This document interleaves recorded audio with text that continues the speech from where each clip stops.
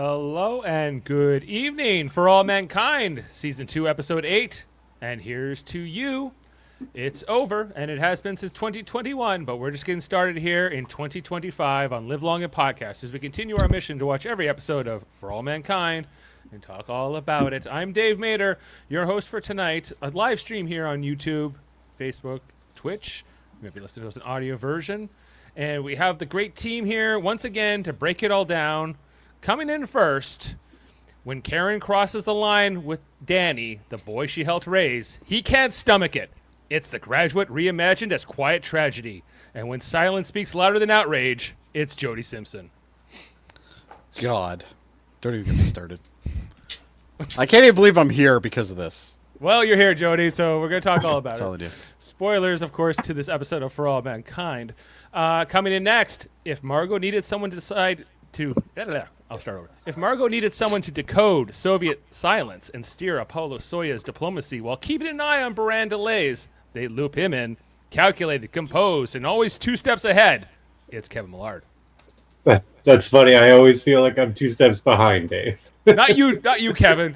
You're quite the forward thinker. All right, coming in next from Ottawa's diplomatic trenches, where Cold War optics clash with shuttle schematics. He'd spot the flaw in a handshake before it's offered. Strategic clarity with northern grit. It's Adam Woodward. Here's to you, Mrs. Baldwin. Yes.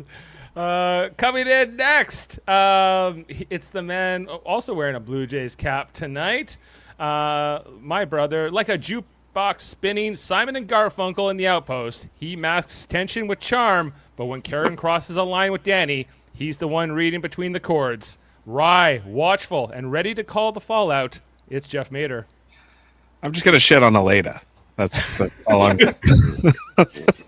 That's right. Well, you know. I think you should have a segment called Aleda Watch. Aleda Watch. Well, Jeff could be at the I'd forefront. be like, yeah, she was here and it sucked. All right.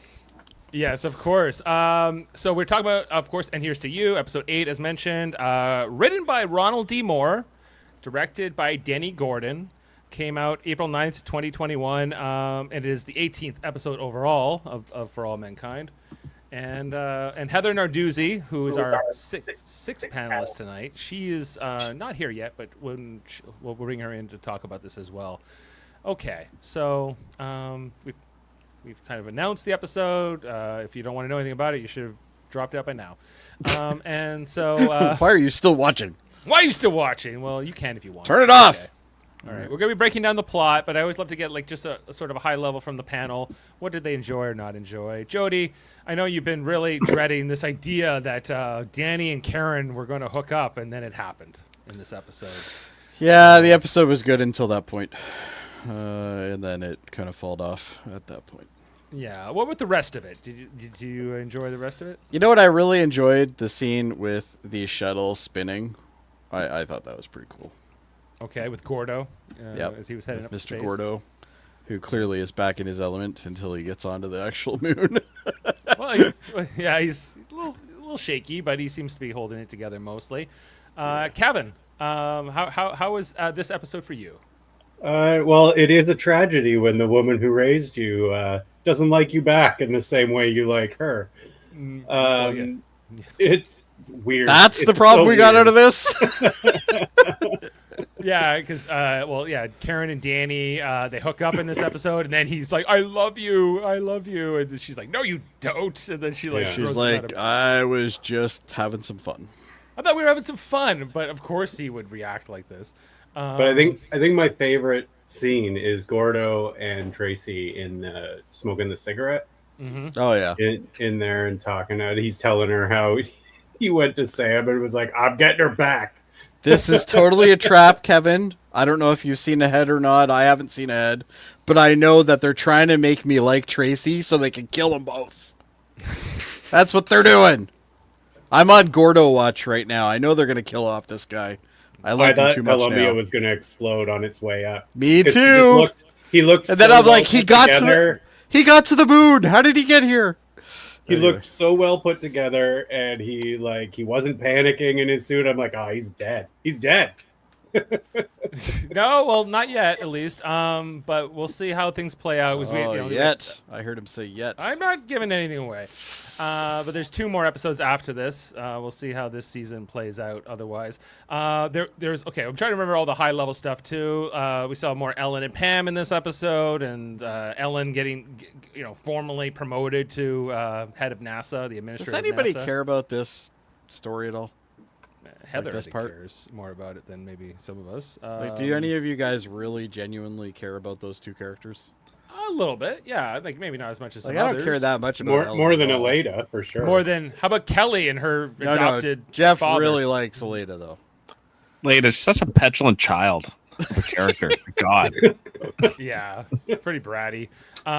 What about everything with Kelly in this episode and her adopted, or I guess her biological father, and she meets a half sister and goes to the restaurant, and there's all that. Anyone jumping up and down? No? We'll see what they do with it. Right now, As long as they don't spend too much time on it.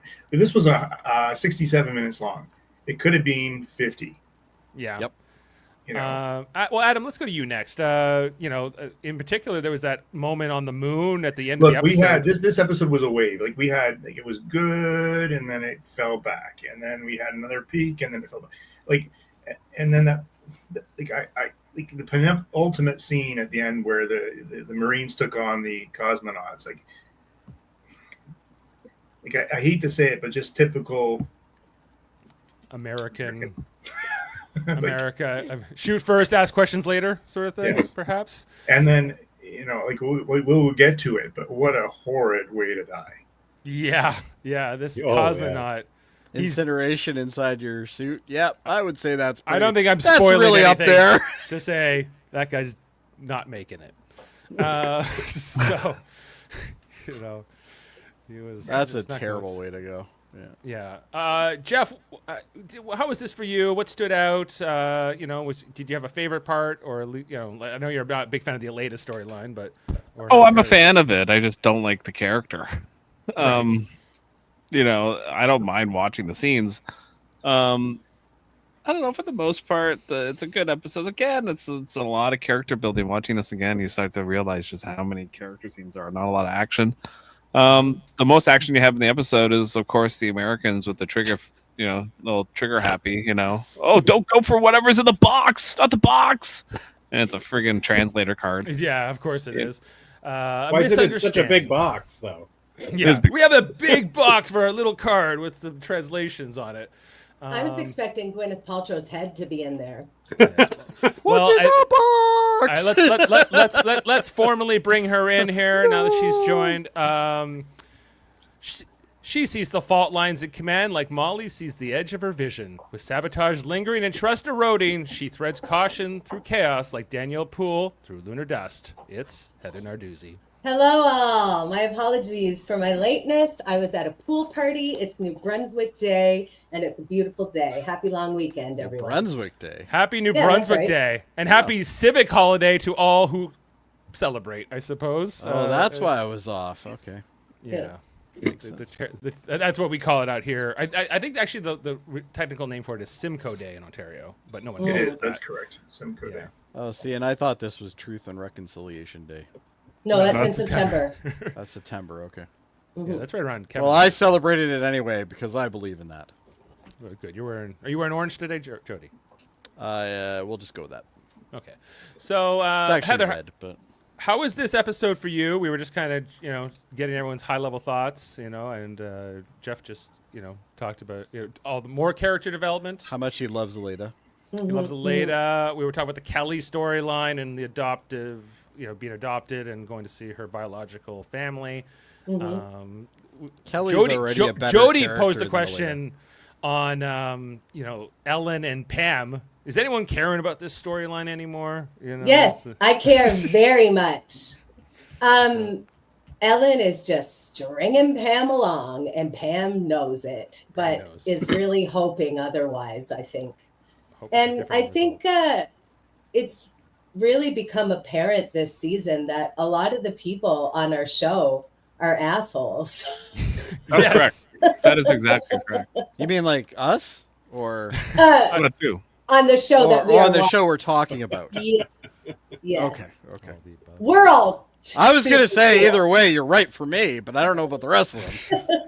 Like, No, I did like this episode. I found there were a lot of like poignant scenes. As you can see by my name, Justice for Bill. That broke my Bill. heart. That was so sad when she called him Peanut in Mission Control, and he was like visibly. You knew shaken. that was going to happen, though. Yeah, 100%. And then Margot acting all indignant. Bitch, you gave her that ammo. Why are you surprised when she fired the gun? Come on.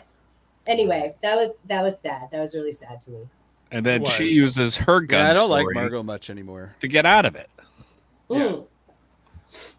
And I was There's like, a lot there of you go, stories Elena, in making this it about yourself. But there's a lot of like storylines going on here. You have Margot right. and And Sergey. Sergey. You got Karen and whatever his name is. Danny. Danny, thank you. Gordo Jr. Well, everything happening with Molly. Molly, and Wayne is also in the episode. Mhm. Gordo and Tracy. Ed hasn't been in an episode for like 2 weeks now. Like we barely see him. Ed didn't have many Well, lines in this episode. He doesn't have storylines, but he's in every episode. You know, Oh he's not yeah, paying and then attention. Ellen and Pam. So you get 5 big relationship stories going on here. Mhm. I feel Ed bad doesn't- for Pam. Kelly, but Kelly and Dad. So we got Her 6. dad. Yeah. I already forgot about the Kelly storyline. She didn't know how to say fa. Pho. It was Pho? Fuck. It's fun. Pho. And Bon Mi. And all that. Yeah. Don't eat that. Well, the other thing we didn't talk about was the fact that I guess the Pathfinder shuttle has now had rockets added to it, and they test that out in the episode, and it's becoming a little bit more. Like Sally Ride had more of a opinion on that than Ed again. Like it was. I think Sally Ride had more lines in this episode than Ed. Mhm. Yes, yeah, actually, I think that's absolutely correct. Yeah. And meanwhile, his wife was going for a ride with Daddy. Ooh, okay, let's jump into the screenshots. And Does he even know about the $390,000 yet? Like, She was I don't know. definitely Like, right. it's unclear if he even knows that she sold this place to Sam, and No, he's busy in his simulators. He doesn't know. he's blowing up fake Russians. in the He's going to simulator. show up one day for a spaghetti dinner, and it's not going to be there. No, she'll be having it with Danny. Yeah, Maybe. there'll be a different version of Hide the Spaghetti. Shut this. All right. Well, That's as far as I'm going on that. yeah. Let's jump in and break down the plot of the episode, everything we saw, and just make sure we capture all of our feelings and thoughts on this episode as it unfolded. We start off with this shot of an American flag. Then we realize it's on the moon. We're picking up from the last episode where the American Marines from up on the moon have retaken this mining site at Shackleton Crater, and they're defending it. And what can go wrong? I'm sure Typical the Soviets. Americans. Yeah. As we Guns come- in space? Guns in space. We then head down here to Earth at the Johnson Space Center, where we have Ellen and Margot and They did the a good general. job on this scene. Yeah, they're talking with to. Reagan. They did a really good job with Reagan. It really made me think of like Back to the Future 2, Jody, and like the Reagan The even- soda pop. in the Vendor arcade or in the restaurant, even in the afternoon. Yeah, but and he's- then the other guy comes in and like tries to push him out of the frame. no, you want the hot spicy special. Spicy special. But that doesn't happen here. This is meant to be a sincere version of Ronald Reagan. I think we talked about last podcast. Is everyone not like? I personally find the Reagan impersonator is fine, but I didn't grow up like listening to him like maybe Adam did, or he that- sounds like bang on. He's close. I wouldn't say he's bang on, but he's Oh, pretty man. close. He's like every His- impersonator of that era. Like he was fine. His voice sounds fine, but it's the dialogue is a little halting. Like it doesn't have the same flow as Reagan. Okay. Yes. I think Not, that not they're natural. trying to lip sync it though, to Right. not working. Well, I think they're using the CG to change around the lips and stuff like that. Because there's a couple times where it looks like they just frame doubled and then it's back again. Yeah, because it feels like they took this from a real address and then they either. Oh, this changed is one of his mouth or- TV addresses for sure. Yeah. Just because that's how they used to kind of set them up that way. Right. Well, and he also gives this news here in the meeting. Like, it doesn't look like the Soviets are going to try to retake the mining site. Should we continue the mission with the handshake, the Soyuz Apollo mission, or Apollo Soyuz, depending on who you're asking? And Ellen says, yeah, we should have the moral high ground, especially after the Korean plane got shot down. We should keep this up. And he's like, yeah, I agree too with you, Ellen. And by the way, I think you should be like the new permanent administrator and take over from Tom there, on a permanent basis. Amazing Reagan impression, Dave. Oh, that's not. Well, I wasn't trying to. I'm not auditioning to do a Reagan impression by any means. I just naturally started trying to capture doing the Reagan-esque voice. Yeah. Yeah. So I would never try because I'm not as familiar with his voice, honestly. But They did a good job with this scene, though. Yeah. With Anyway, the They video did. syncing and stuff. So after the call ends, Margot and the general, they're like, "Oh, good job, Ellen. How good for you. You're going to be the new administrator, their new boss, effectively." And at first she's kind of, okay, but then she kind of says, "Well, I don't know. I have to think about it, right?" And they're like, I got a girl I'm stringing along here. I got to think about it. "Yeah, right." And I got to think about her needs. Yeah. Come on. They explained to her that hey, with you being in that position, we can get to Mars, all these great things. And she's like, well, Tom wanted to go to Mars, but they also make this case that Ellen, as a former astronaut, is going to have a lot more credibility to Reagan in the cabinet, and her suggestions might be listened to more than Tom's were. So take that for Which is very possible. it sounds rational, and so. But she told Pam she was leaving it all behind. She's not here for this, but there's part of Yeah, but she hadn't been offered the job for real at that point. right. And So there's definitely a part of Pam or Ellen that likes doing this. There's a part of Tom told her, "You're good at this. You should keep going with it," right? And I think that there's a certain allure to that. It's not that she doesn't love Pam, but it's that maybe she loves this more. But maybe, She wants the power. right? And feed her own ego, perhaps, or maybe she just wants to make a difference in this world. Could be all the above. Anyway, so the general and Margot are left kind of confused by this encounter and discussion, but they move on. Then the general, he gets a piece of intelligence here. He hands it over to Margot, and it's about the fact, how she warned in the previous episode, she warned Sergei, hey, that O-ring on your shuttle is going to blow up and all your cosmonauts will die. And she kind of, committed treason in a very obvious way. As we in a mentioned. very covert secret message to him. Yeah, no one would ever decode it. But but anyway, but the general's like, well, there you go, Margot. They figured it out on their own. We didn't have to, warn them about it at all. So it must be fine, right? Anyway, I think he already knows. Well, Margot's feeling like, oh, I got away with that. Okay, maybe there could be more to this, perhaps. Then Margot's assistant comes in to talk to her about her meeting. We don't see the secretary very often. She comes in and out, but yeah, she's not in every episode for sure. She was on fire in this episode, though. She had a bit more great. personality this time, yeah. Yeah. And we see a little bit more of the dynamic between her and Margot. Yeah, and so she was telling about all the launches today, which includes Gordo's launch, which is the next scene. So we got a lot of real footage here from a real shuttle launch in the 80s. This is clearly all real, stuff. This is real, of course. We got the big tank treads or whatever. And, some of this might be composite with, CG. But here at the Kennedy Space Center, Gordo's getting suited up for his launch, along with his other members of his team. We know this battle he's been going through with claustrophobia and dealing with the trauma of it. We see this is, I guess, Gatos, who's another member of this launch team that's going up with him. That's Spanish for cats. Is it? Yeah. Mm-hmm. Yeah, It's Mr. Katz. Mr. Katz. Well, good to know. Yeah. Cat Stevens. Ah. I said it. It's a wild world. Yeah, it's a wild world. Anyway, you see Gordo looking at his helmet, still he's gotten over it, but it's still haunting him here. He's worried about is he gonna freak out or have some kind of a. Yeah, this is why I thought Gordo was gone in this episode. Because I'm like, oh man, he's gonna freak out going up, and something's gonna go wrong, and the whole damn thing's gonna blow up. And it didn't happen.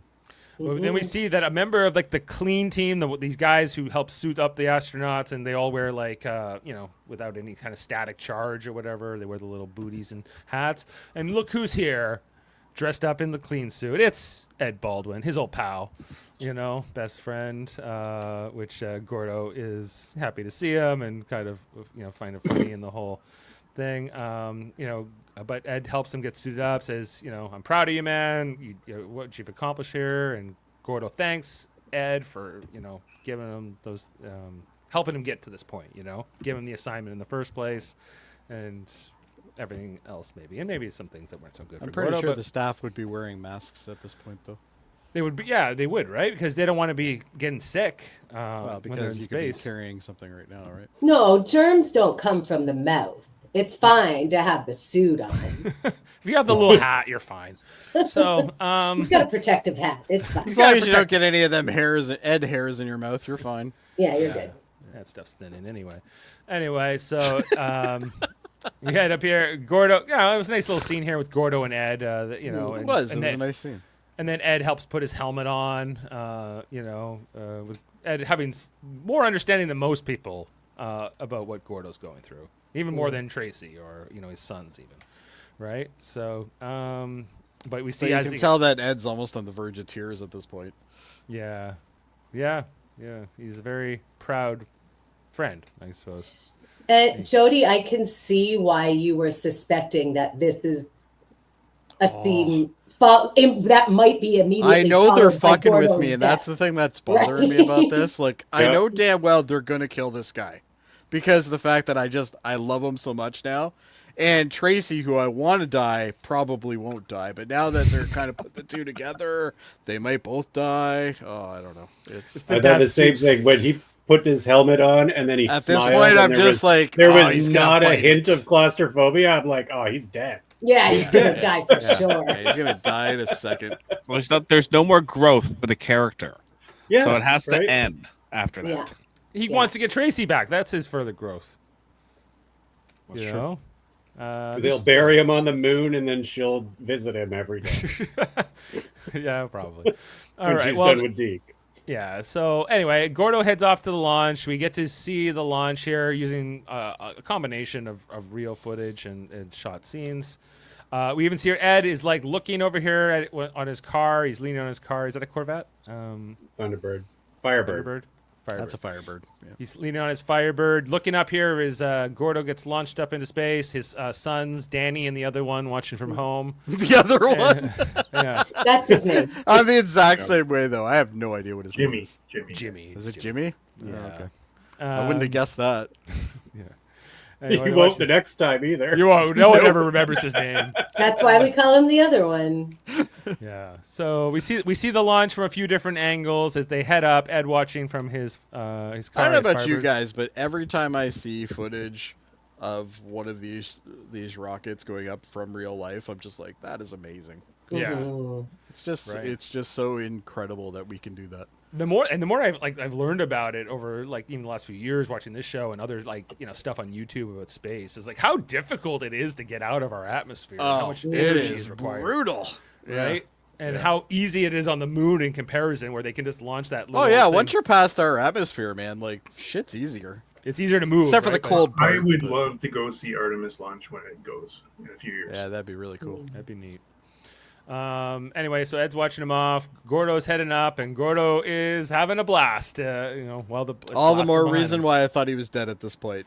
Has he ever been in a I shuttle? thought he was actually in like his own like vision. His like. I don't know if he's actually been in a shuttle like this. No, I doubt it. They didn't have shuttles the last time he No, was this is the He first was time he's in been in a Apollo. shuttle. I'm guessing. Yeah. Yeah. He's in a Saturn rocket, right? So He only went up in Saturns previously. Yeah. So Yeah, this he's is- in the shuttles now. So yeah. Yeah. So yeah, Gordo's he's heading up to the moon and up into space, and that is our teaser for the episode. The shuttle is an absolutely amazing machine. I we don't get know if our- anybody has ever studied it, but Not in depth, but it's the more I remarkable. do, the more I've learned in these last couple of years, the more impressed I am by all some of it. of the weirdest things they've come out of the shuttle program. Because when I was a kid, I just thought, oh, it's just like it's like an airplane that can go to space. What's the big deal? But it's more to it than that. Oh, there's a lot more to it. Yeah. Yeah. Anyway, so we get our title card and we head into the episode, and we go. First scene out of the credits is with Molly as she's at the eye doctor here getting checked out. We saw that her vision was starting to wane. Wow, she's very cloudy. Very cloudy Very eyes. cloudy. They're giving. You know what though? The one thing when I was going through the scene, I'm thinking, the one thing that this show is doing perfectly is giving me just enough Molly. I don't need too much of her because then I know she's going to wear off on me, and I'm actually really enjoying that character. So I'm kind of Small doses with Molly is good for you. Yeah, I think small doses is perfect for her. But. Yeah, and I always enjoy a Molly scene. This eye doctor explains to Molly that she has this form of glaucoma, tension glaucoma, which is not curable. That they kind of speculate about the causes of it and what can give it to you, but basically, and Molly brings up radiation. Could that be a possibility? The eye doctor doesn't know because there's no such studies or anything like that, but effectively that she has an uncurable disease that is eventually going to leave her blind, and she, there's the shock of this, the obviously the fear with Molly, with her being an astronaut, a pilot, all these things that, to lose all of that is, terrifying.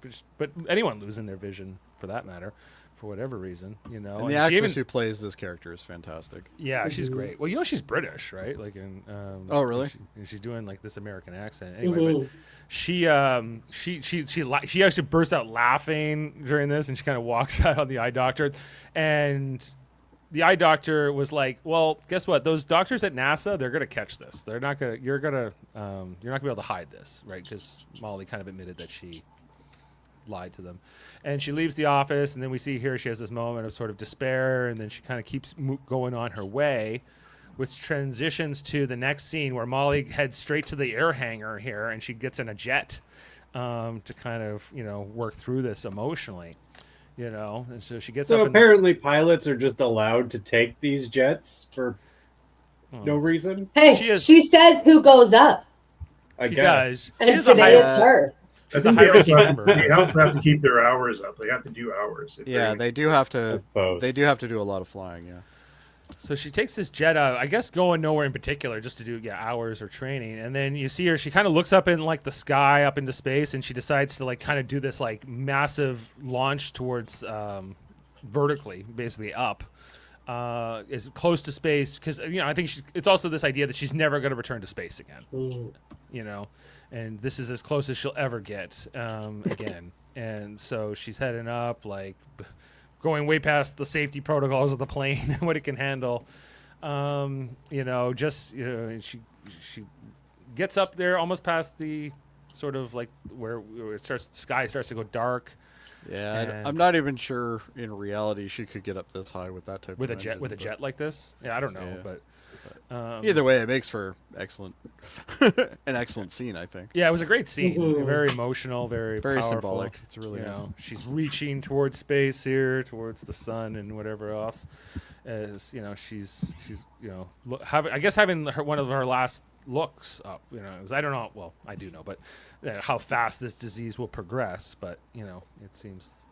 Well, at this point, probably neither does she. So that's how I read it, that she was taking the opportunity to go and look right away before it deteriorates any further. How do you know it's not tomorrow, right? Mm-hmm. And so, exactly. Especially with this amount of radiation she was exposed to.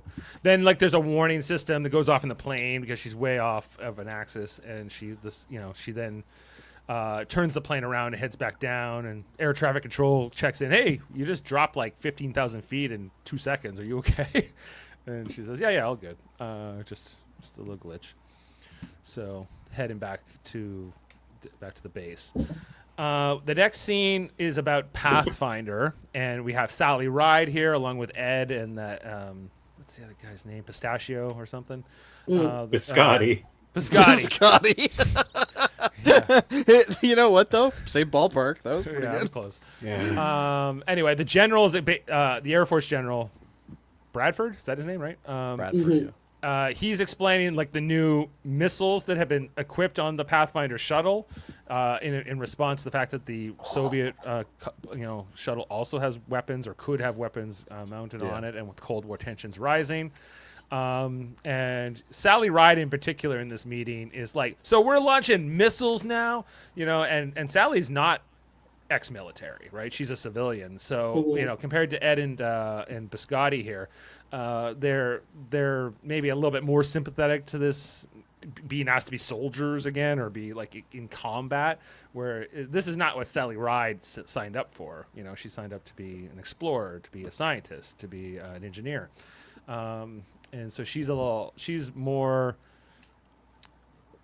uncomfortable with this, although you can tell Ed definitely is also uncomfortable with it just from his body language in the meeting, but maybe he's uncomfortable, but he's still going along with it. He's going along with it because orders are orders. This is Ed is like a flag officer of the United States Navy. That is built into him. Anyway, so they're getting through this meeting. He's also an admiral now. and so, and as Sally Ride is challenging this, like you can tell that Bradford's like, who invited her on this mission? She doesn't get it. We have to fight these Soviets. We got about missiles on shuttles. Come on. Yeah. What are you talking about? Just this look in particular that he gives Sally Ride. I thought it was pretty cool we were putting these missiles on here. Anyway, Sally gives Ed a look here, and they're just kind of, processing it. Then after that, the next scene is with Pam and Ellen getting ready for bed, getting into their pajamas. And Ellen explains to Pam that she's been offered formally this position to be like the NASA administrator. And Pam tries to, say, I thought you were already doing that, but great job. And, but Ellen doesn't want it. She's like, I want you, Pam. I don't want this job, Sure, she does. I think Pam knows she wants it. Pam knows her too, right? Pam knows her well. And she says that and then instantly folds herself over and goes to bed. Mm-hmm. Yeah. So, but Ellen, does Ellen believe what she's saying? I think she does. I think she's sincere. She doesn't. No. It's like, is this a self-delusion or is this just like she's stringing her along? It's both. It's both, but it's a lying to herself because why can't I have both? And it's like, why? You're running for, you're gonna be an administrator. You're going to have all these eyes in Reagan's cabinet. Be on the Republican side, not exactly friendly to the gays. No, not then and not now. Not then and not now. True. Yeah. I think they were more than Heather than they are now. Yeah, they might have actually been better than. Pam is going in eyes open though. She knows. She knows. Oh yeah, she knows what's going on. Right. I think she's doing a great job of acting very conflicted. Because she wants both. Yeah, and we see Ellen says goodnight. She turns off the lamp, and we just see Pam looking pensive and off into saying like Jeff's been saying. She knows she sees doom pending, but doesn't want to believe it. She wants to hold on. I get the impression too that she doesn't want to be the reason that Ellen doesn't go for this career. Is when they were talking before about her leaving NASA. This was not on the table. No, it was just being an astronaut, being one of the astronauts. But now it's going into politics, basically, right? Is what this would involve. And so it's a whole different thing. And Pam's processing all that. And that's the last shot of this scene. I don't think we come back to this storyline again in the episode. This is the shot that I loved. Yeah, so it's such a good composite on as this. the shuttle heads up and Gordo and his crew with Catman disembark the shuttle down to the moon. He sees the LSAM coming up, and Gordo's still having the great time. He's enjoyed every minute of this. It was it's a 3-day ride to the moon too, right? It takes a while to get there. It does. But lots can go wrong. Well, I guess these 3 days went okay. So he gets into the LSAM and I'm he gonna heads miss on Gordo. down. Yeah. I know they're gonna kill him. We don't know anything. No, we don't know. You don't know this.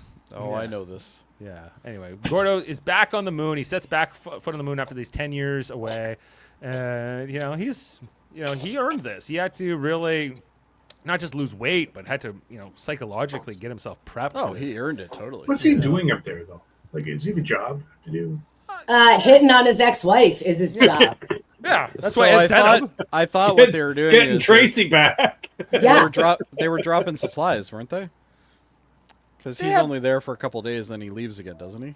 He's there for a few months. Like, he's there to be basically a crew okay. member of the station, I think. Like, Oh, okay. We see him picking up the moon dust, the regolith, and he's like, he's just so happy. Compared to the last time he was on the moon, where he was not happy. Well, he's conquered. Well, he's conquered what AC/DC happened. plays in the background. Yeah. AC/DC. I didn't love that. No, I'm not a huge AC/DC guy, but Oh, Back in see, black. at that point, I thought I just turned on the radio. Sorry. Yeah, that is. He had the two songs. Like, I'm sorry, Gordo had the two songs. He had the REO Speedwagon song when he launched, and he had the Back in Black when he landed. what was the RU Speedwagon Roll, song? roll, what's it called? Roll, It was Ario, yeah. I can't remember the name of it. Give me a Not second. one of their big ones. Okay, I didn't recognize it.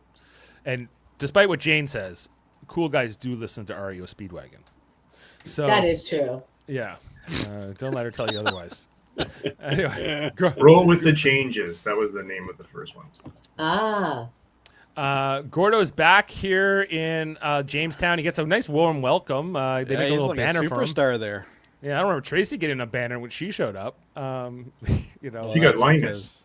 She got the She's an Linus, but, asshole. Mhm. but of course, Gordo doesn't get a Linus status. He has been here before. He was one of the original astronauts too. If anything, Establish he's the getting space. Charlie Brown. Yeah, He's running this shit. yeah. So they wore, and then the old Linus, like whatever this guy's name is, Corrado. He's showing Gordo around the base. Even shows the old, the original Jamestown module, which is now like the galley for the base. But we see that Gordo does not want to go in there. That the trauma of the past, everything Haunts else. him. I don't know how Haunts he's It's him. also going to eat. full of ants. Ants. He Yeah. knows those are ants. So they hey, do you want to Well, get they some still food? have that But problem. Gordo, no, he doesn't explain any of this to Corrado, but he he moves away, and it's like, no, I just want to check out the bunk. I want to get settled in here. So they head over, and then, which is just like a few feet away, is where his bunk is. So he's showing where the bunk is.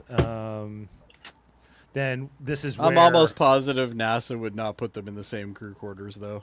the husband or ex-husband and ex-wife. Oh yeah, there's no way they would put them in the same crew quarters. Yeah, maybe not. I don't I know. don't want them but- going all nuts on them. So he explains that, hey, your ex-wife sleeps here and etc. I don't know if there's anything more to this before. In case you would like to creepily view her bunk, here it is. Yes, this is So where you can your see all the ex-wife pictures sleeps. she has that aren't you. Yeah, like if they did that to me and they said, "Here's your ex-wife's bunk," I would be like, I really don't care. But Yeah. that's just me. I'm I not would just Gordo. be like, "Hey, do you think I can go into another area? Yeah. Maybe trade with somebody?" But then he's like, I'll take you up on that, Corrado. I will stare at her bunk, which of course has pictures of their children together. Yeah, Danny the other and one, Dustin Hoffman and her. Mm-hmm. Yeah. Yeah, Dustin Hoffman is the guy in the Navy uniform now. Yeah. Right. That's his new name, Dustin. I don't even know what his real name is now. I don't care. Danny. Okay, Oh, yeah, so Danny, then that's right. then the scene here with Aleda and Bill in Mission Control. This was horrible. It and was, yeah. Aleda's trying to explain some engineering idea she has. Like I don't even remember the context, but Bill doesn't care. He's kind of dismissive of her, and she doesn't like that he's not taking her ideas because she thinks she's Well, right. I think there's a time and a place, and I'm not totally sure in the middle of Mission Control is where you bring that up. But No, this would be more of a even on a one-on-one meeting. This would still be bad, but anyway, when he turns her down and says you're not following procedure and you've only worked here for like a month or whatever, etc. She loses it and she calls him Peanut, which is like the insult nickname he carried around for a long time when he peed his pants long ago in Mission which Control. we find out later has a very justified reason for it. Right. Yeah. It wasn't just he didn't feel like using a bathroom, so he gets upset. Of course, he orders her to leave immediately, and she might say something. The first thing she said to him about it was, maybe you need a diaper. And then he looked really shocked. And then he told her to get out. And then she said something peanut. That's what it was. You're right. I think this actor just did a tremendous job in this scene. Like, you see it on his face, that cut to the bone. It was really, really sad. I found it, even watching the second time, this really was emotional. Right. And you remember... I know we all like Bill now, but remember, humiliation is a game he played in. Yes. He's getting a little That's a bit of karma comeuppance back, yeah. Well, they say every bully had a bully before them, that kind of maybe, so he learned some bad behavior from the hazing he received, perhaps, and transferred that to But I think Margot. it's a regular thing, amongst the engineers. Sure. I'm with Jeff here. She's just a petulant child. Well, Yeah, she is. She Sure. really is. But Bill acted like a petulant child when Margot first came on board as well. He was really shitty to Margot and the whole sauerkraut bit, and he was always really condescending and dismissive of her. I still think the sauerkraut was a gesture that was We nice. know I you would've think it loved was funny, Jody. All right. It was a nice gesture. If somebody brought me sauerkraut, I'd be like, sweet, sauerkraut. And he is condescending back to her here, where he's saying, "Oh, when you were in diapers, like I was here, and like I was running this place talking when down we to were her. daughters. Yeah, he talked down to her too. He was not perfect in the scene by any means.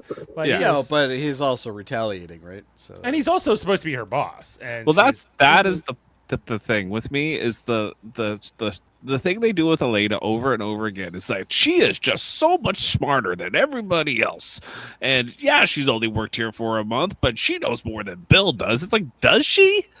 Like, how long has Are we she been sure? there? Well, Does she, yeah. how could she possibly know more than him? She might be smarter than him, maybe I could see that, but like have more experience? No fucking way. I think we're You led to know? believe that she's some kind of a prodigy or some kind of really like a Mozart level kind of talent. Yeah, Jeff, don't you remember how we started following her when she was like 1 year old? Yeah, she was just born a master engineer out of the womb. She was like, I'm going to cross the border illegally just because I have a hunch that I will eventually one day work at NASA. Then when I get that chance to work at NASA, I'm going to turn it down because the head lady would not take me into her house, even though she really didn't have to do that. And then every other time that some sort of adversity comes up in my life, she's just going to quit. This is not the behavior of a super smart, dedicated engineer. Professional engineer. It's you know, strange the way but- they write this character. That's it. The character, the way they write her, drives me nuts. I guess Yeah. what they're Jeff's trying to looking for a Wesley Crusher. Yeah, I think she's meant to be like a Wesley Crusher, but also with like this sort of attitude, this chip on her shoulder. Partly, her mother dies at a young age, and then her father is like, basically arrested and shipped off, and she never sees him again. And then she lives basically on the streets for 10 years. And this is what they're telling us she would become. Like, this is how her personality has shaped her as such over these years. These hard years have turned her this way. So we can debate the merits of the believability of that. Also, I would have loved to see the actual scene she explains in this episode where she got shot for just like, just being herself. Like she just got shot for no reason other than her race. And I'm just like, why don't you show us that scene? That would have had some action. That would have been like a good scene to show. For Elena. We're just gonna explain it. We're just gonna explain it. But if you want some action, guys, let's move on to the next scene as we head to the Vietnamese restaurant. With Kelly. So I'm not sure that's the great segue. I don't know if you saw, but there was some eating. And the Little Saigon Diner here. I guess this was I can't remember. I think it's Houston or somewhere. It's in Texas for sure. I'll tell you, if I see a sign that looks like Arlington. that, I'm totally buying. And Yeah. Kelly's going in to get the first good meal she's had in America. She has No no idea. nonsense spaghetti here. No fucking beans The on culinary toast, terrorism Baldwin of the style. Baldwin. Wait a second. They make stuff that is actually this runny? Yeah. I thought it was only spaghetti we make this runny. Ugh. And Kelly being adopted by the Baldwins and American raised, she has no ability to speak Vietnamese. She doesn't know much about her culture. She meets this waitress, hostess here at the front who just starts talking to her in Vietnamese. And Kelly's like, oh, actually, I don't speak any of that. And, I don't know anything about your food either. But we see here, but Kelly, is looking around the restaurant, I guess, with people who look like her, all, other Asians, Vietnamese people, and she's like, That's racist. No, and it's not. just And so back at the back of the restaurant, she kind of is. She knows her father works here, and she kind of is looking at the back. He's the cook of this restaurant. And so the we find out that this waitress is also her like half sister, effectively. Like her father has remarried after her mother died in childbirth with her, and she has a new family. He has a new family here in Arlington, but Kelly doesn't explain any of this to her. She's the only one with that knowledge. As the I don't know if I can't even remember. There's a name of this. This sister. guy's making bank though. Look at all the people that are coming through that place. Yeah. It looks like it looks popular, and we're told that Vietnamese food is similar to Chinese food. I don't know if it's that similar. It kind of is, I guess. It's got noodles. To the American palate, it probably is. Yeah, but I find Vietnamese food like it's a lot more liver. It's a lot more like the banh mi, like that's like basically a Well, pate the sandwich. protein is generally different in almost all cultures, right? So Yeah. it's I guess they both Yeah, have I such agree with similar part of the world. Anyway, so she's kind of studying her father here from afar, looking very sad throughout this scene. Tortured by being this thing. And then there's like a cutaway where she gets her food and she finishes the soup and everything else. And then she sits with her waitress / half sister for a bit. She's like, "Can you sit with me?" Which I've never asked a server to come down and sit with me, but maybe I'm going to start. Hey, do you want to have a She better be tipping. She better be tipping. Yeah. well, she did tip. I wonder if I don't know Ashley's how ever much, had but that. she did tip. Hey Ashley, join me for while you're working. So they're talking, and then she's like, "Okay, here's your bill. Make sure to tell all your friends and come back with lots of money." And everything else. Stop next talking time. to me, basically. Right. So, but as she heads back she looks, here at the back of the restaurant, and there's this bulletin board with all these, family photos, which she kind of comes up here to study. This being from her biological father, various. And the photos. one photo that's almost completely covered is the one that we need to focus on. Right, the one of her father and her late mother, which she knows from the file are them. And she's studying that. And then, her father comes out of the back of the kitchen and she's looking at him through this window and he looks right at her, but he doesn't know her, and he just kind of is like, okay, well, I'm going on my day. This girl is staring at me through the window and looking Like, really I am sad, paying but- for child support. So, maybe that's what he's thinking. He wouldn't see any of his wife in her face. I mean, I guess you wouldn't think about it again, maybe, but Yeah. I don't know. You wouldn't. Yeah. I don't know. It's been like 40 years, right? only 20 something or even less. True, Also, we but don't know. when you- we don't know how when you old her run- mother was. So When you run a restaurant, imagine how many people you see every day True. in the run of a day, So Yeah. it's not necessarily surprising that he wouldn't see his late wife in this stranger that he saw for 3 seconds Yeah. face, but Right. sad. It's not surprising, but I think I could have seen them gone the other way and him just stop dead in his tracks and go, "Oh, I see," myself or his Kelly wife. could look like she could be the spitting image of his mother or something. Right. Who knows, right? So, anyway, but there's kind of this final exchange as she pays for her meal, and then she walks out from the restaurant and doesn't engage with her biological she sees family. her father embrace her. Her sister. And I guess getting this idea, he's obviously a good dad, and he would have been a good dad with her, and so I'm not adopted. None of us, to my knowledge, are adopted, right? So I think if we had adopted panelists on the here, maybe they could speak more to this, part of that experience, and having that sort of other family that you don't know, but the family that raised you, and I guess the conflicting feelings that would come from such a thing. Well, I think she's just looking at them and, of course, imagining how different her life would have been if she had grown up with this family instead of her current family, She probably Like, would all That have this is very time I could have tender. been eating pho. Mm. Instead, I was eating runny spaghetti. spaghetti and, She would- and bean sandwiches. She wouldn't have a stepmother that's having sex with her peer. That wouldn't be happening. So, True. Well, to be clear, though, we're not totally sure that could be happening. That's true. That's true. But if Kelly hadn't been adopted by the Baldwins, would she want to go to Annapolis and become a part of the Navy? Probably not. She'd probably be like just like this girl working in the restaurant. You know. Well, she already was, though, wasn't she? She was working. She was working. Yeah, she was working at the Outpost, serving the shitty Yeah, spaghetti. like literally, she got to live in, suburbia, and you know, her parents are well off. Let's be honest. Yeah. Well, anyway, so that's the end of the Kelly scene. Then the next scene is back at Johnson Space Center as Ed and the crew of Pathfinder, including Sally Ride and Biscotti, are they're basically training. They're training on the weapons, like the missiles that have been attached to the ship. You know, and there's a role that Sally has to play in this, and they all have a thing. They're locking onto targets. Yeah, satellites. You know, these are satellites, right? But no, Yeah. I think there's meant to be people in them. Because at the end, Sally says they're all dead.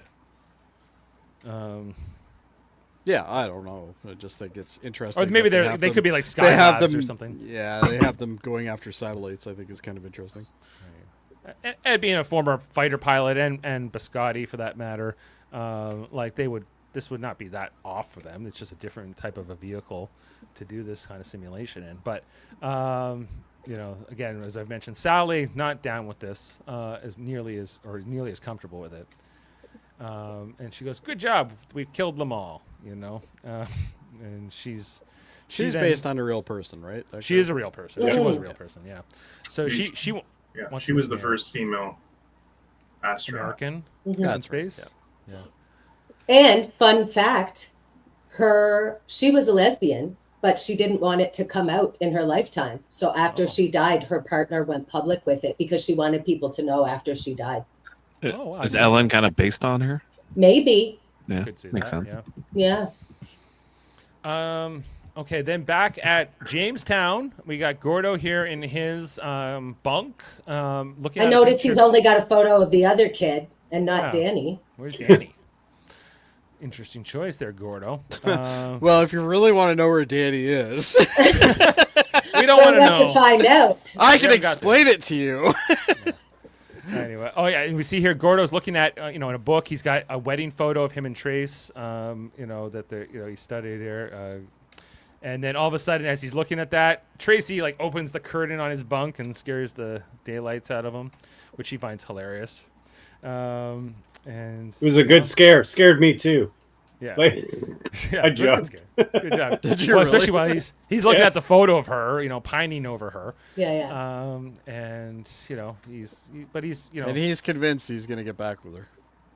He's determined. He's on a mission. Yeah. Whether he'll be successful or not. Then the leader of the Marine group here, Paulson, he comes by and he kind of tells Gordo the story about how, in the previous episode, Trace had been the pilot of the LSAM and delivered all of those Marine astronauts in to retake the base and the mining site and all that.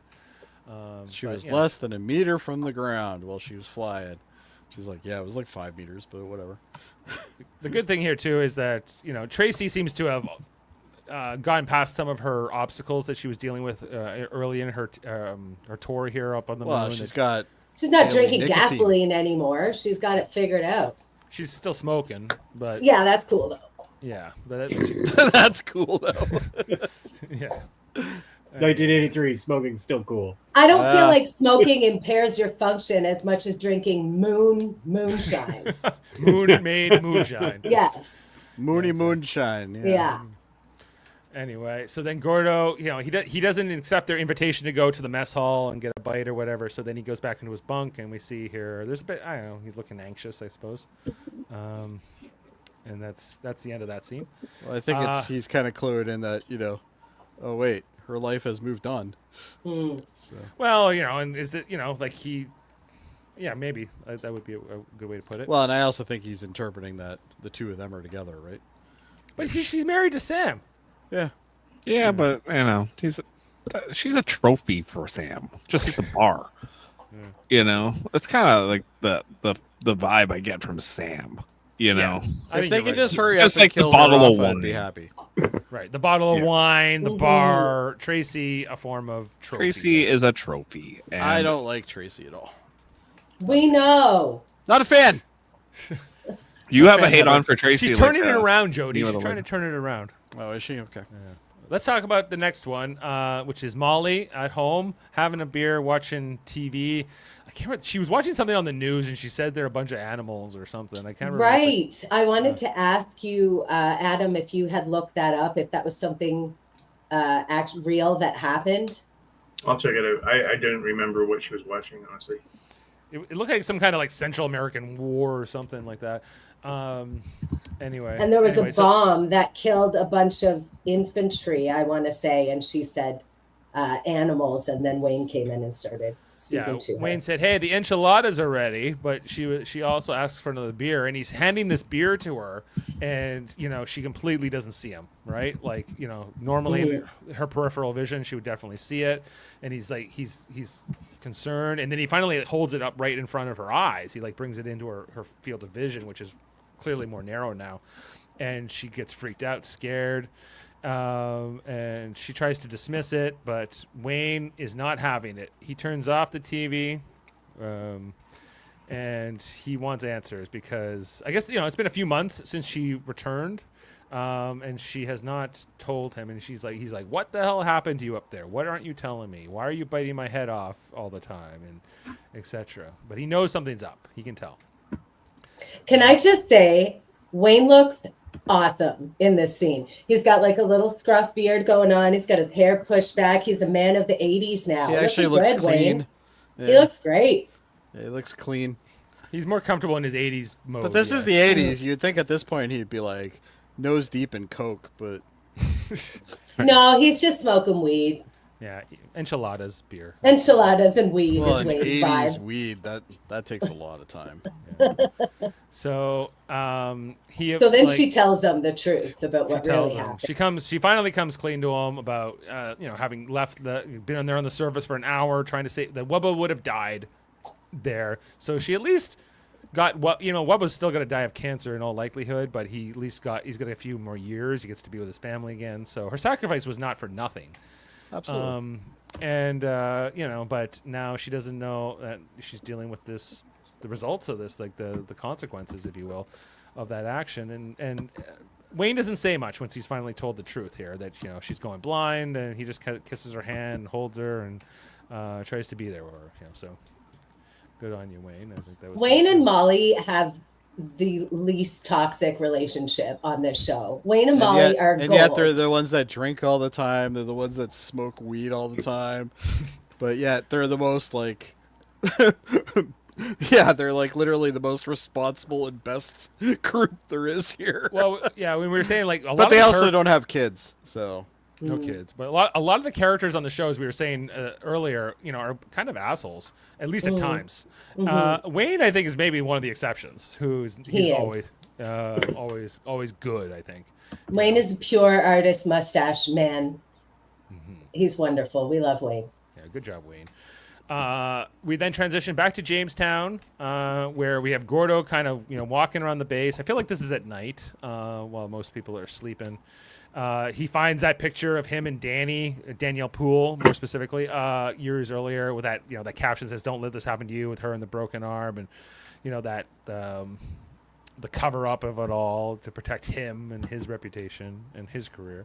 Then he catches Trace through this little porthole in like this back room where she's known to have cigarettes, and he finds her here, and she's like, get in here. And this scene goes on for a while, but Kevin, you said you enjoyed it. Me too. I didn't mind it. I thought it was really good. She's smoking the cigarette, blowing it into the thing. She mentions that she has 7 left, and that their son, the other one, Jimmy, he's shipping up cigarettes in like piles of cheese or something, blocks of cheese or something in contraband, which they find. And we're led to believe he came up with the method. Yeah.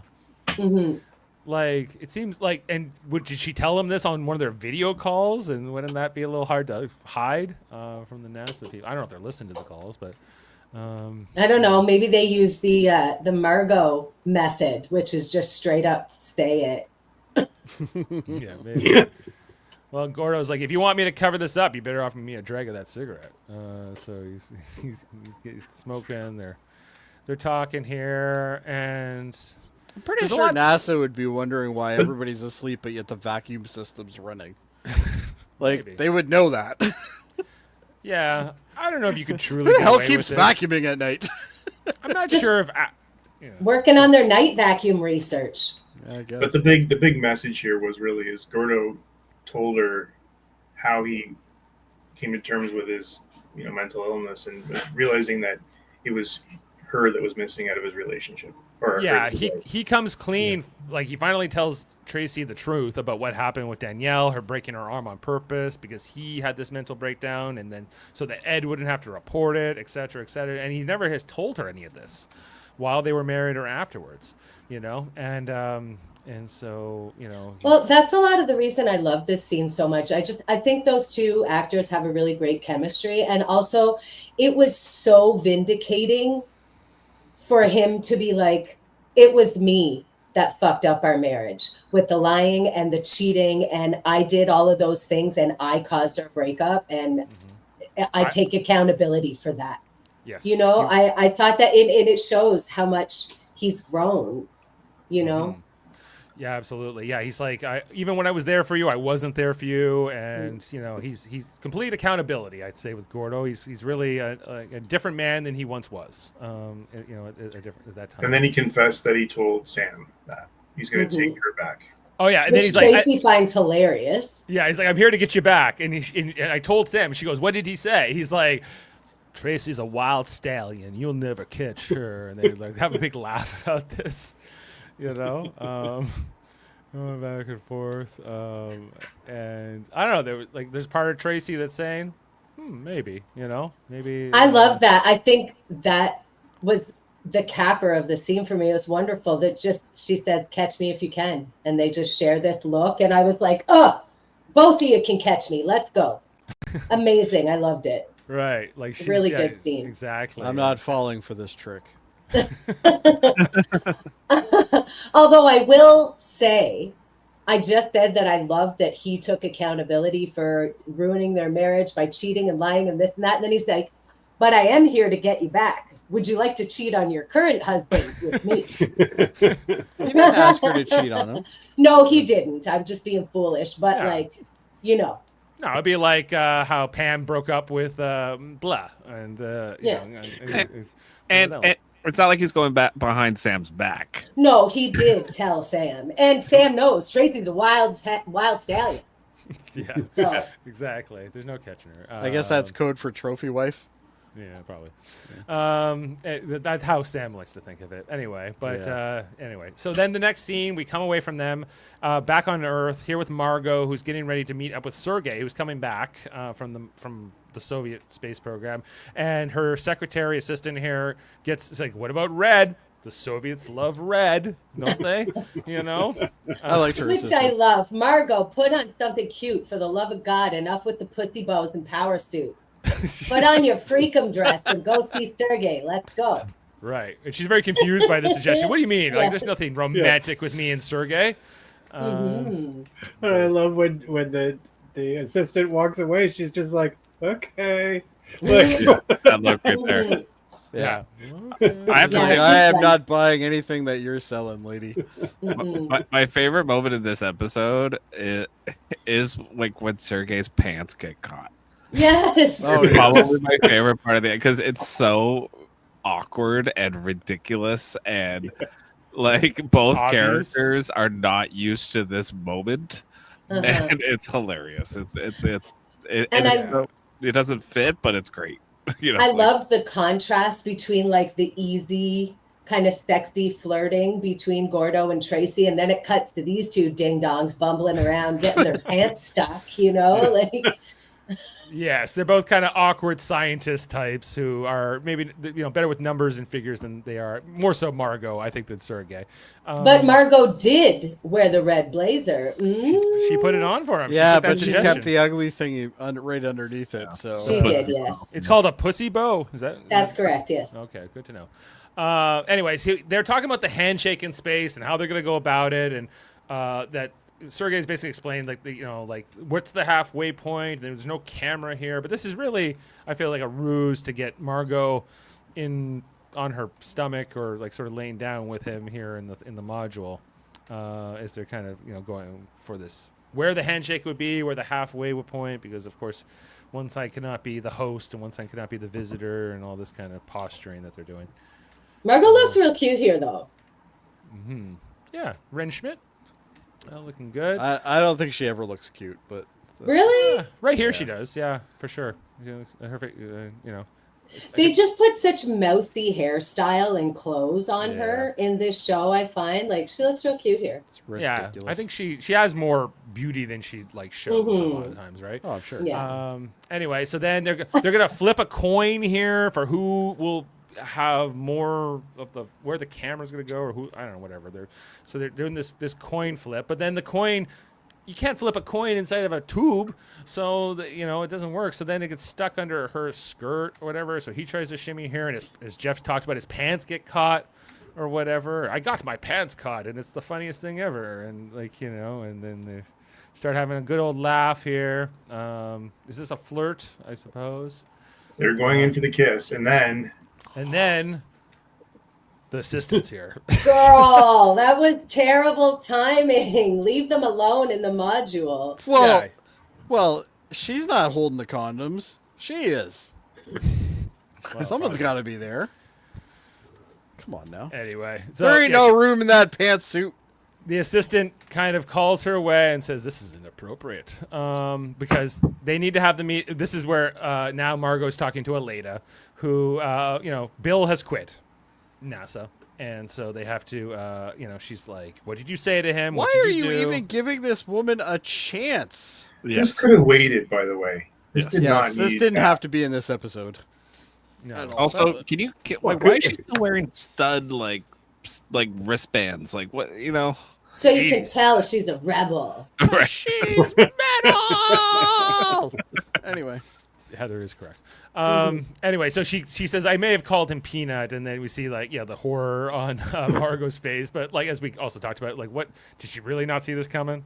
duh. Yeah, that she kind of told her this, and so she gets, "You have to go and apologize, and I got you this job." She's like, "You owe me," and then that's where Aleda blows up at Margot and says, "I don't owe you anything. I don't have to take that from you," and etc. And she screams at Margot, says, and then Margot challenges, like, "This is what you do. You every job you've ever had, anything kind of challenge calls you on your BS. You act like a petulant child. Yeah, and you quit and you walk out because that's easier for you. But you're not going to be an aerospace engineer," Margot says, "here at NASA unless you can resolve this." And she's like, so Margot's at the point where she's willing to fire her. And then This company has the most lax HR department ever. So she says something awful to Bill. He resigns in protest, and their solution is to send the offender to his home to confront him about it. But the 80s. it's the Yeah, end. They didn't I know guess we didn't know. yet. So Imagine if that happened nowadays. right. And Oh. we see Aleda storms off, but then she stops halfway down the hall and she kind of has this moment of sadness reflection that she's going to maybe try to deal She's with like, this. wait a second, I am a child. Maybe Margot had a point or whatever, so she decides to go visit Bill, who's watching Jeopardy. Everyone, back at his home here. As one does in the Drink, 80s. you pound beers and you watch Jeopardy. Yeah. And Sounds amazing. I love that idea. right? The segment on world leaders, which he was getting ready for. But then there's someone at the door. It's Aleda, and Bill's not too happy to see her. Says she tries to apologize, and he tries to shut the door on her, and then she forces her way in, and they have this conversation, where she's trying to make it up, and then she comes in for a bit. She looks at his collection of model rockets and different artifacts and She goes to the one memorabilia. from Space He 1999. goes to the Space 1999, Yeah. whatever it is.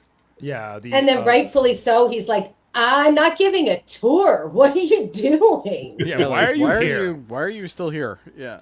Right. And so she's I don't know, she's trying to apologize, but it's not really resonating with him. And this is where he tells the story of how he got the nickname and what it was about, that he was working basically to save Neil Armstrong. Was it like 1966 or something like that, or 65, where, you know, like if the astronauts don't, like, if he walked away, if they don't have mission control, they're dead, right? Like, they're, you know, there's a lot that can go wrong, and everyone needs to be at their post, and it was a long wait. But, you know, The hell is going on with that lamp? It's mid-century modern. But he also explains that, like, when they finally did save Neil Armstrong and the other astronaut, how amazing that moment was to be part of something that celebratory. And then, you know, as he's standing up, some of the guys like, hey, you peed your pants, and then that's all they could talk about forever, was making fun of him for peeing his pants. But, you know, he did it for a sacrifice. He was there for 24 hours at work, you know. You think you get the guy? He never left them alone. At some point. Anyway, so then this is where This after man's hearing a that, hero. Aleda's like, well, I'm going to tell you a story about me then, right? And Bill doesn't know what she's up to, but she's like, I was shot with salt and some bird shot years ago, and explains that how she grew up on underpasses, on people's couches, you know, living in poverty after her father was, you know, deported, and she was at the end of season 1. And that she was, I guess, trying to get food somewhere, if I'm remembering the story correctly, and some guy just called her a wetback and shot her just because she was there, and that that she never wears bathing suits or tank tops or any of that crap, as she says, because she doesn't want anyone to see the scars that she has left over from that, and yeah, even talks about going to the hospital and everything out with that. And by the end, Bill is so, like, sad. He's like, I guess my story's not as sad as your story. Yeah, so, thanks for one-upping me in my own house. Yeah. And so, and then they're watching the Jeopardy, and, he says, Margaret Thatcher. She goes, Thatcher. You're supposed to phrase it in the form of a question, and then he tells her to F off, and then they sort of have, I guess, moved past this, right? So he's got to come back to NASA, and they're going to have some beers together here. So I guess he's coming back to work after all that. Right. He's So like, they're you're pretty annoying. Here's a beer. Shut up and phrase it in the form of a question moving forward here. So, but, these two have maybe, for all the pain it caused for him and, well, less so for her, that this was a productive thing for her to, do. So, and a good gesture. Okay, then we get to everyone's favorite scene in the episode. Karen closing up the outpost here with Danny, giving him his tips for the night, which was like $5. So she and then he gave her the tip. yeah. Put up, bub. So then he's, they're talking about the other night where they had the kiss, and he's like, I'm sorry about the kiss the other night. He's like, she's like, it was fine. It was just a friendly kiss between friends, maybe too friendly, but we're never going to talk about this again, and then he's about to leave, but I don't know. She was giving signals, if you ask me, with some of the looks and things like that. What? Signals, like, okay. Right? Yeah, And then, this whole scene here, the lead up, this was a porno 100%. Like, he might as well have been the pizza man. basically, yeah. Did somebody order a sausage pizza? Yeah. Yes, So and she's got the glasses on and her hair up so she can take it off and shake it out. So he starts professing, I don't think he says love, but he's like, I'm obsessed with you. I can't stop thinking about you all the time, et cetera, et cetera. And she says, shut up. And then there's kissing, and they're going She's out. like, great, I've been given attention. And then she's lock the door, and pull the curtains, sends him away. And then she starts undressing as she heads. Well, and then this she way. looks at herself in the reflection of the glass, I guess it is, or something. Mm-hmm. And at that point, I'm like, okay, she's gonna clue in that she shouldn't do this, but she didn't, Dave. She looks in the mirror, goes, "Is this okay?" And then goes, "Yep."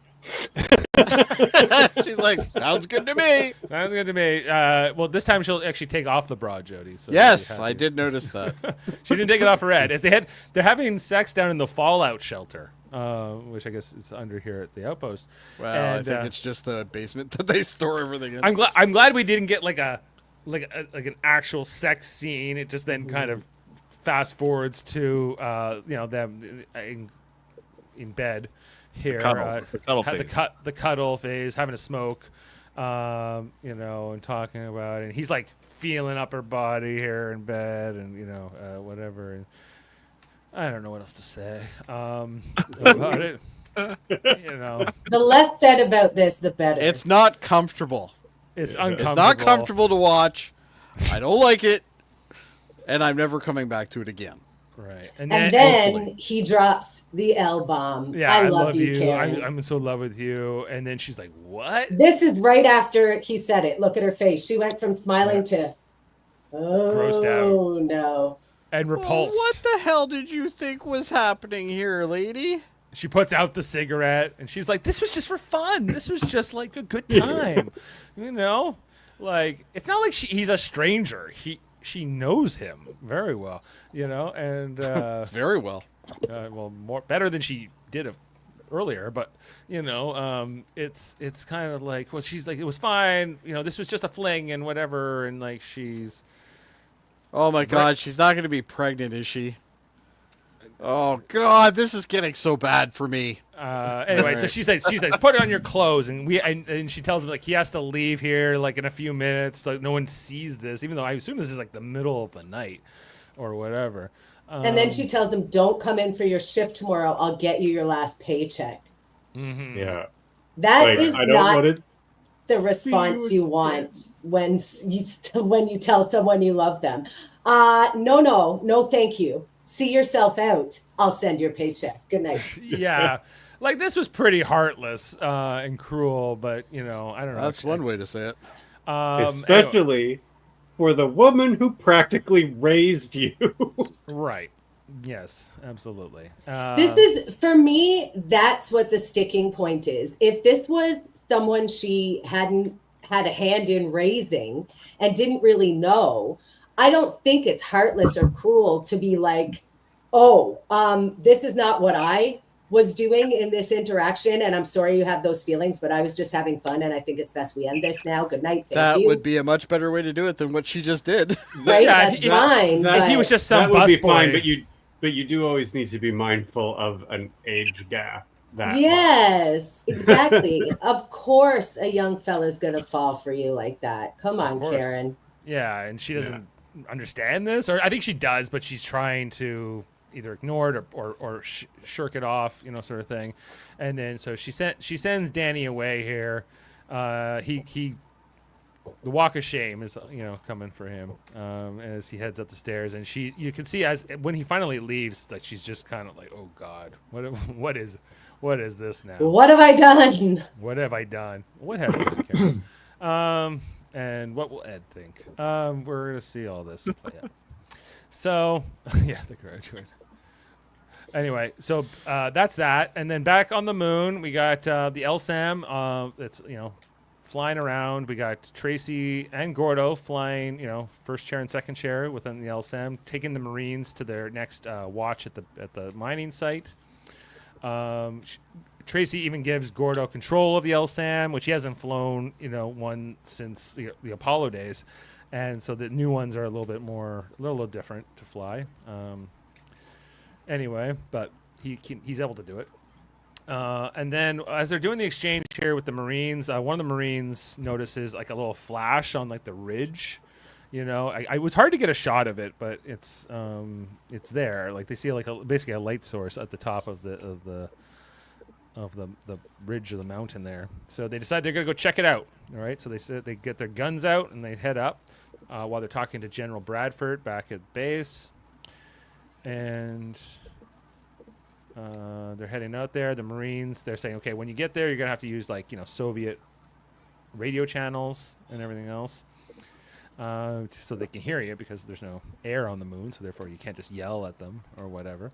So they're doing something here, like they're but I guess this would be within what the Americans consider theirs, or their claimed territory.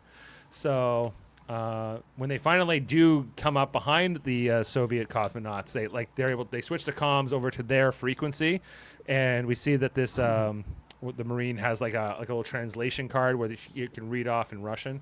You might want an astronaut to go up there who speaks Russian already, like fluently. That would be Seems like a logical plan, yeah. And I guess they found like the only two cosmonauts that don't speak any English.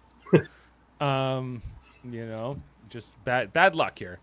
So we've seen like every Russian character so far can speak English. Everyone. I like their spacesuits. Yeah, like they look a lot more comfortable, honestly, than the American versions. They look so bulky and they look better than those pink ones they were wearing before. Yeah, True. Yeah, the brownish pink ones. Mm-hmm. So they're ordering them to stand down, but the Soviets can't understand them. They're trying. Even though they're on the same radio, there's not, the communication is not going well. So we see here that one of the Soviets is trying to reach for something in the box, and they're ordering him to stand down, but they don't understand. And eventually, I think it's this woman Marine. She's ordering them to stand down. He reaches inside the box, and she yells, but he's grabbing it anyway. They think he's grabbing a gun. So they fire first, and like one guy goes flying from the. This is kind of cool though, because you immediately expect the sound, right? You hear it in every right, but you don't hear anything. Yeah. There's no sound, but you see The and sound how much designers in this show are like, yay, we don't have to do anything. and how much more Take the like afternoon off. the impact of the bullet without any kind of gravity. How much more? I guess more that would, especially with the light gravity too. How much more that would knock you over? Is that true? I wonder. I think it would make sense to me, like from a physics standpoint. we covered that a few weeks ago. It was true. It would the impact would throw you further. It was right for them. Right. So Bradford's upset now. What do you now think was going to happen with the guns on the moon? what could ever go wrong? Guns don't kill people, either. Astronauts do. That's So correct. He's not even thinking that. He's American just astronauts on the moon kill people. He's thinking those damn Russians were going for a gun. That's what he's thinking. Like, right, so after that, the And these second are cosmonaut. Marine-trained officers. I'm almost positive they're not going to shoot that quickly. They got tons of time. Weapons free. That's what they went with here. Yeah. So the second cosmonaut, then he decides he's going to reach inside the box too. They're ordering him again. They're like, "Don't do that."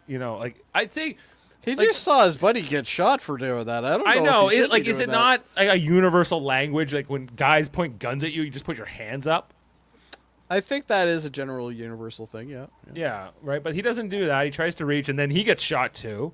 He goes down, but I think the second guy who gets shot is the one who gets burned here. Who because they move over to him. They say we got two cosmonauts down, and he lifts up his visor, and we see that inside of his suit he is on fire. Like it's pretty gruesome here. Well, Like, it's perfect atmosphere to burn things. right, because the bullet, I guess, coming in ignited the oxygen in the suit, and it's on fire, and like we can hear the guys screaming through the comms and everything else, and That would be a very sucky death. That would be very sucky. Best you could do is maybe take off your helmet and just I don't even think that's going to help you at that point.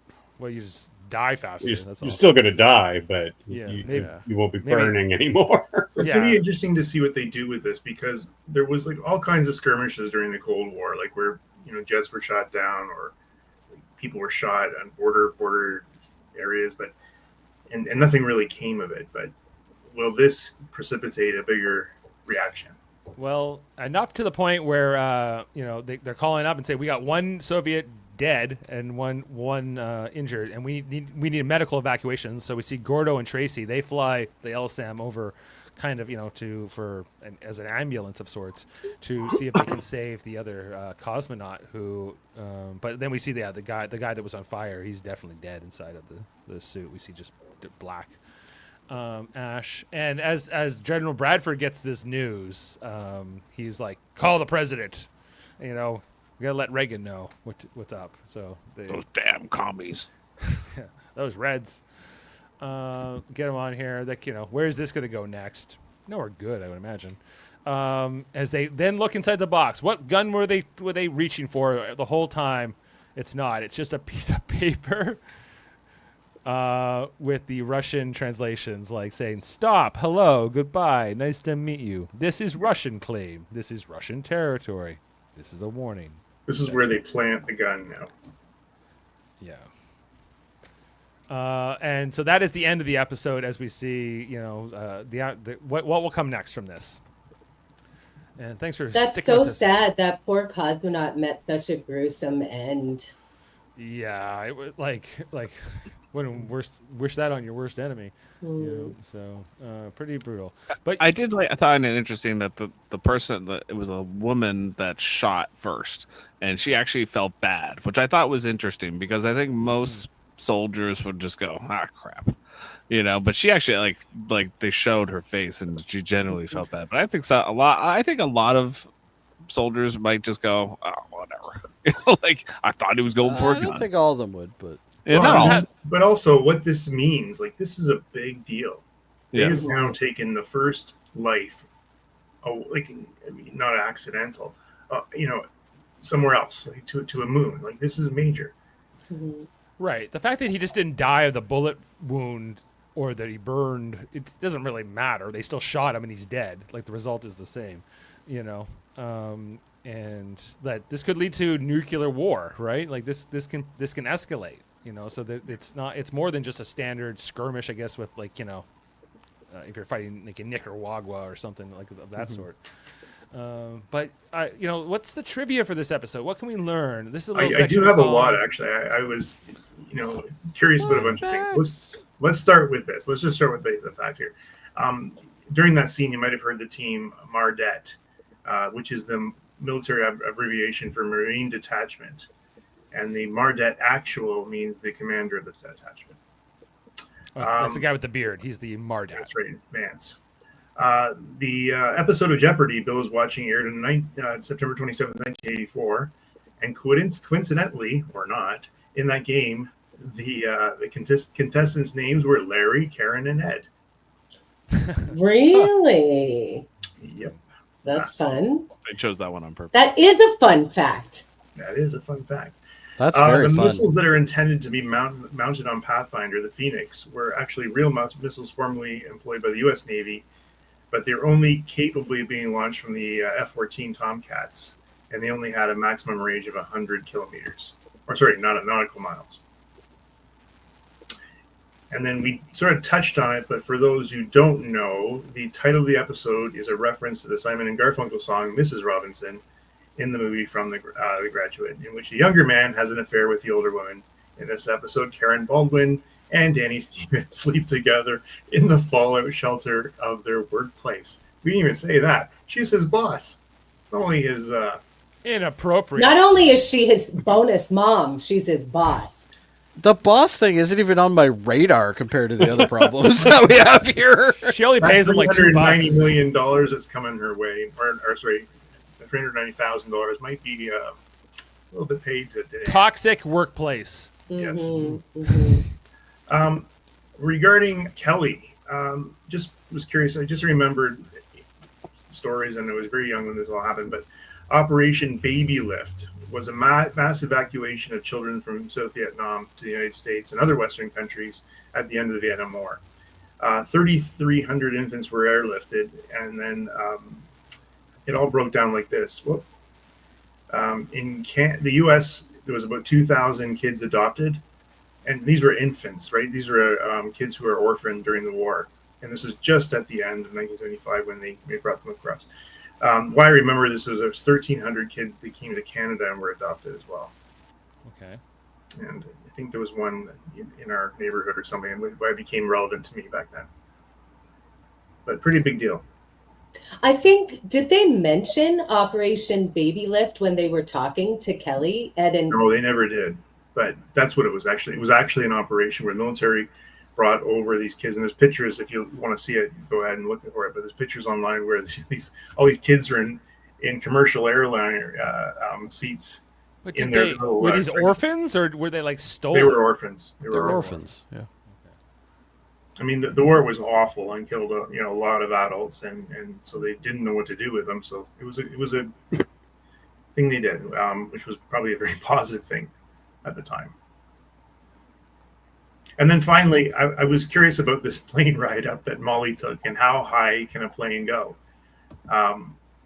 So I don't know if you guys are curious about this, but I am. Mm-hmm.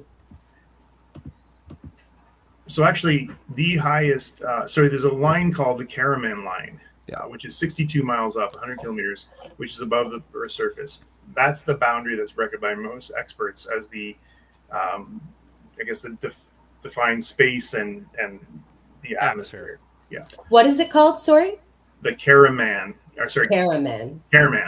And it's 100 kilometers up. Yeah. Right. So, interesting. To see how high could a jet go? Could it go up 100 kilometers? I doubt it. Right? No. So the highest. So this is where I'm sort of stuck here because I don't really know feet to kilometers, but there's a jet that can go 70,000 feet, and when you consider that an average airliner or jetliner goes 30,000 to 35,000, 70,000 feet. You said 70,000 feet is the top. That's 21 kilometers. Okay, so nowhere near. No, like that's only 20% to space. Yeah. Yeah. So a lot. Pardon me. There is one. A NASA jet called the Helios that can go up to 97,000 feet. Okay, 97,000 feet is 29.5 kilometers. Yeah. I mean, the problem simply is that once they get higher, they jets depend on oxygen and they can't go higher once the oxygen runs out. Mm-hmm. Right. And they're pressurized, but not to that level. Finally, I just want to come back to Sally Ride. Heather touched on a fun fact that I wasn't aware of. But here's some other cool things here. Astronaut Chris Hadfield and Catherine Coleman performed a song called Ride On, which was released as Hatfield's album Space Session, Songs from a Tin Can. Chris Hadfield did amazing things for the space program and really brought it back and made it cool again when he was up there. Mattel released a Barbie doll and Ride's likeness as part of their Inspiring Women series. In Valley Girl, the film Valley Girl from 2020, Ride is referred to not only as the first woman astronaut, but also as a Valley Girl since she was from Encino. Mm-hmm.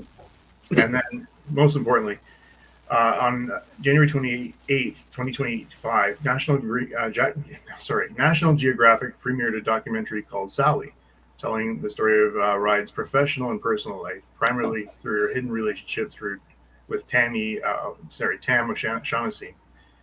Director Christina Constantini later said, following President Trump's announcement canceling all diversity, equity, and inclusion programs intended to help overcome prejudice against people who are lesbian, LGBTQ, female, and darker skin color, that we made this movie not thinking it was going to be a controversial, and we had no idea it would become relevant, and so it really became more relevant this year. So if you haven't seen that, check it out.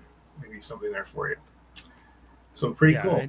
And just on Sally Ride, like she was also referenced in the most recent season of The Last of Us. There's a whole part of that episode where Ellie goes to like a space museum and says or maybe it's in the first season. She says Sally Ride has the best astronaut name ever. What a cool name. And she's also referenced in Billy Joel's "We Didn't Start the Fire." Mm-hmm. Oh yeah. Mm-hmm. Is that the end of the fun facts, Adam? Yes, it is. Oh, thank you, Adam. They Very were fun. Very fun. And factual. Yes. And now the section of the episode where we will rate this episode and give it a score, each of us collectively here.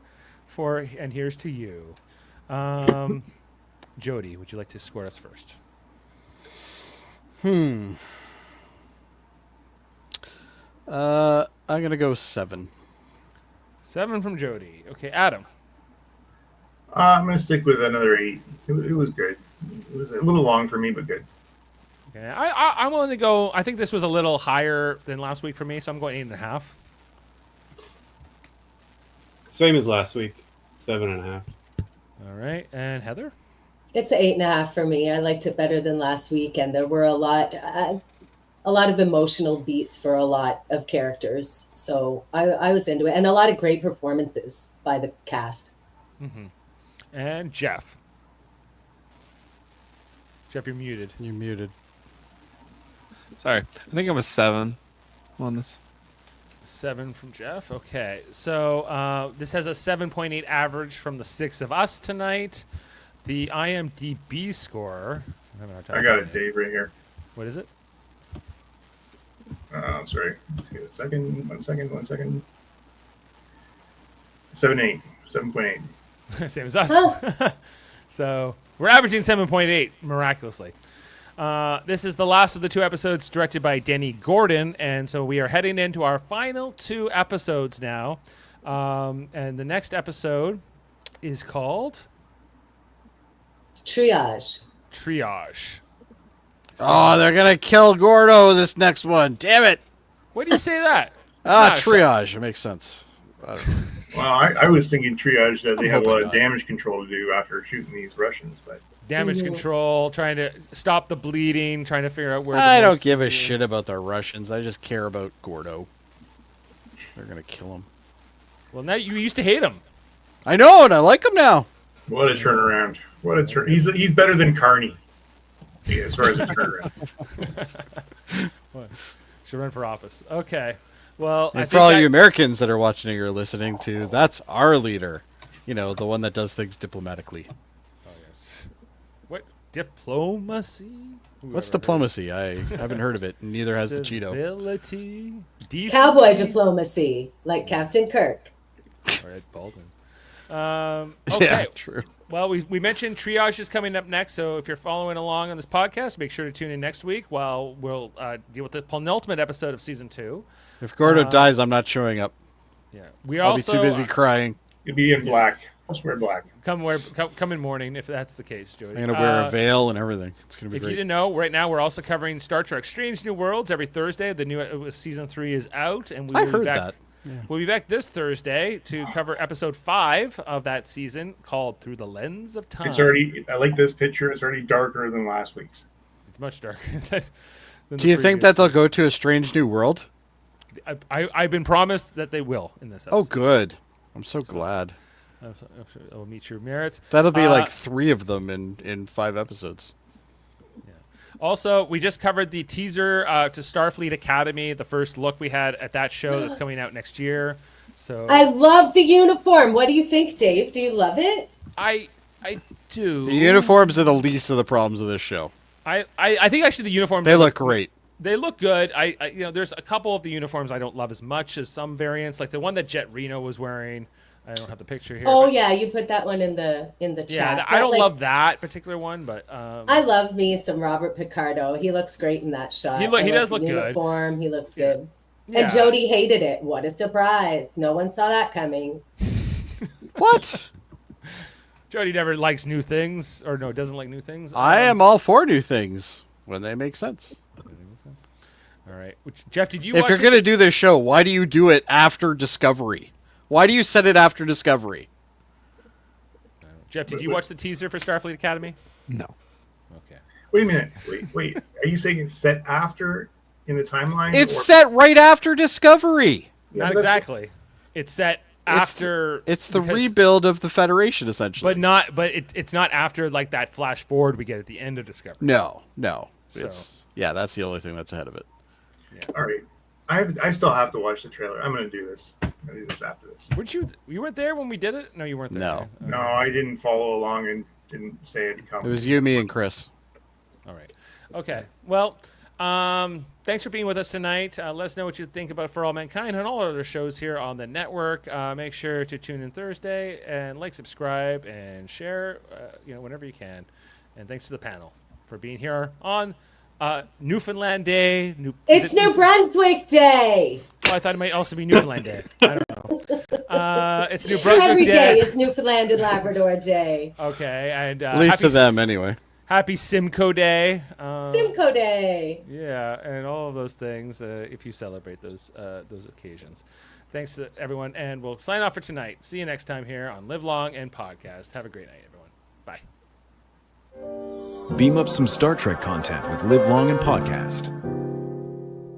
Tune in to X-Rated, the X-Men animated review show.